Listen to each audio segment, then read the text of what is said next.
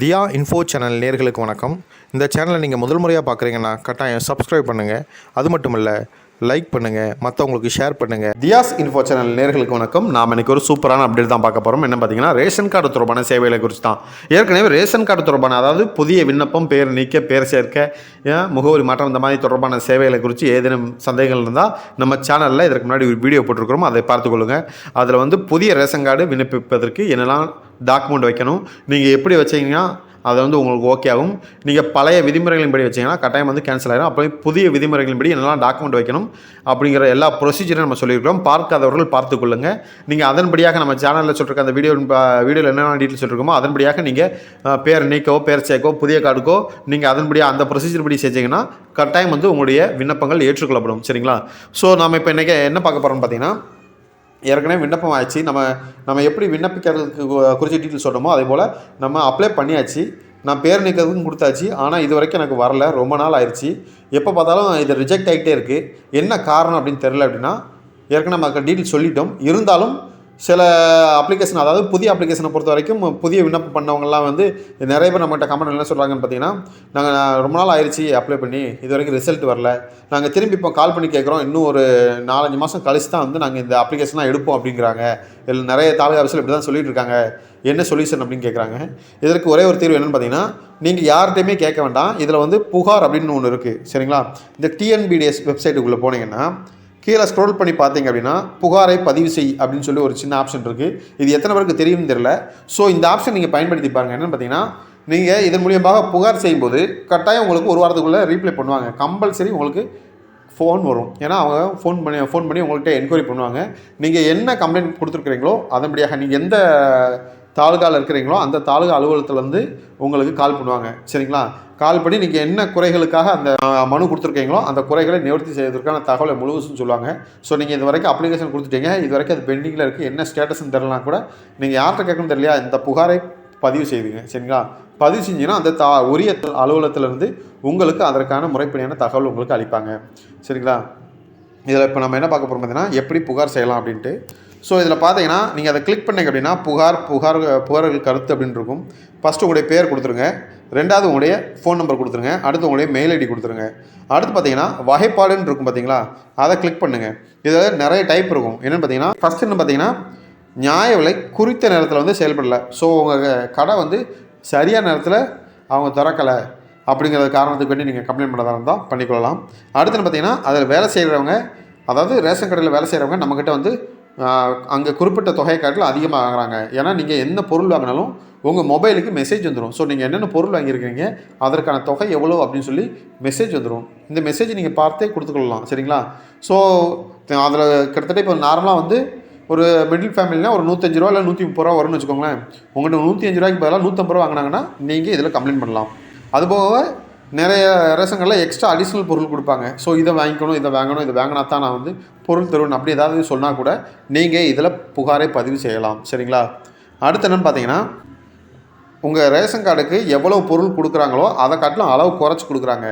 இப்போ ஒரு 2 kilo sugar கொடுக்குறாங்க அப்படின்னா உங்களுக்கு 1.5 கிலோ தான் தராங்க, இல்லை 1 கிலோ தான் உங்களுக்கு அப்படின்னு சொல்லி சில கடையில், எல்லா கடையிலும் சொல்ல மாட்டாங்க. மேக்ஸிமம் அப்படி ஏதாவது சொன்னாங்கன்னா நீங்கள் இதில் பதிவு செய்யலாம். அதாவது உங்களுக்கு கொடுத்த அளவை காட்டிலும் குறைவாக. இப்போ பண்ணெண்ணெயை பொறுத்த வரைக்கும் நிறைய கார்டுக்கு இல்லை, குறிப்பிட்ட கார்டுக்கு தான் கொடுக்குறாங்க. ஆனால் அவங்க கொடுத்ததை காட்டிலும் நமக்கு சொன்ன அளவை காட்டிலும் கம்மியாக தான் ஊற்றுவாங்கன்னா நீங்கள் இதில் புகாரை பதிவு செய்யலாம். சரிங்களா?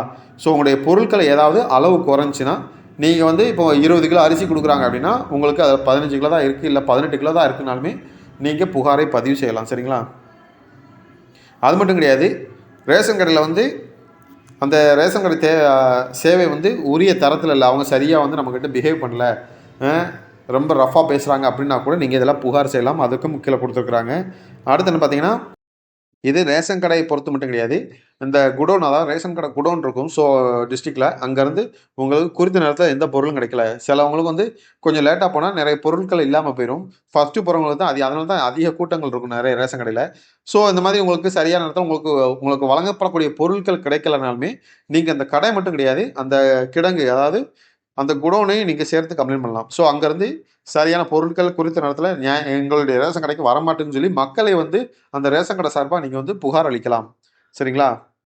அதுக்கடுத்து பார்த்தீங்கன்னா, முழு உரிமை அளவு, அதாவது சொல்லலாம் பொருட்களுடைய குவான்டிட்டி சரியாக இல்லை, அது அதனுடைய அளவு வந்து சரியாக இல்லை, நமக்கு 50 கிலோ அரிசி தராங்கன்னா 50 கிலோ இல்லை, அதனுடைய கம்மியாக தான் இருக்குது அப்படிங்கிற நம்ம புகாரை பதிவு செய்யலாம்.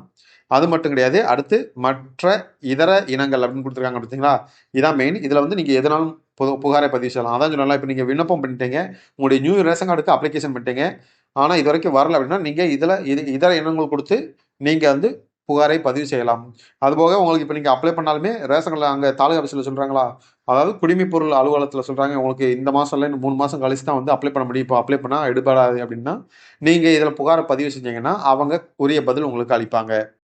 அதுக்கப்புறம் நீங்கள் நகல் கார்டு விண்ணப்பிச்சிங்கன்னா உங்களுக்கு வந்து அந்த கார்டு கிடைக்கல அப்படின்னாலுமே நீங்கள் இதில் புகாரை பதிவு செய்யலாம். சரிங்களா, எங்கள் குடும்ப அட்டை நான் அப்ளை பண்ணிட்டேன், எனக்கு அப்ரூவ் ஆயிடுச்சு, எனக்கு வரவே இல்லைனாலும் நீங்கள் இதில் புகாரை பதிவு செய்யலாம்.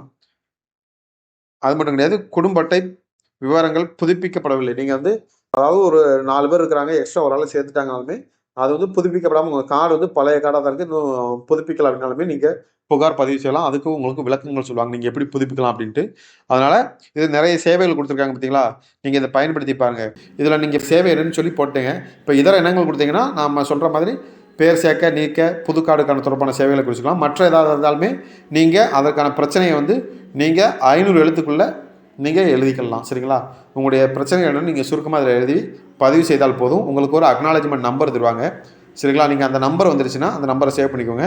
அடுத்து நீங்கள் உங்களுடைய நம்பர் புகார் பதிவு என்னன்னு பார்த்தீங்களா, அதை வந்து இந்த இதில் கொடுத்துட்டு ஸ்டேட்டஸ் செக் பண்ணிக்கலாம். உங்கள் புகார் வந்து என்ன கண்டிஷனில் இருக்குது, அவங்க பார்க்குறாங்களா இல்லையா அப்படின்னு சொல்லி செக் பண்ணிக்கொள்ளலாம். சரிங்களா, இதில் நிறைய ஆப்ஷன்ஸ் இருக்குது, நீங்கள் இதெல்லாம் யூஸ் பண்ணி பாருங்கள்.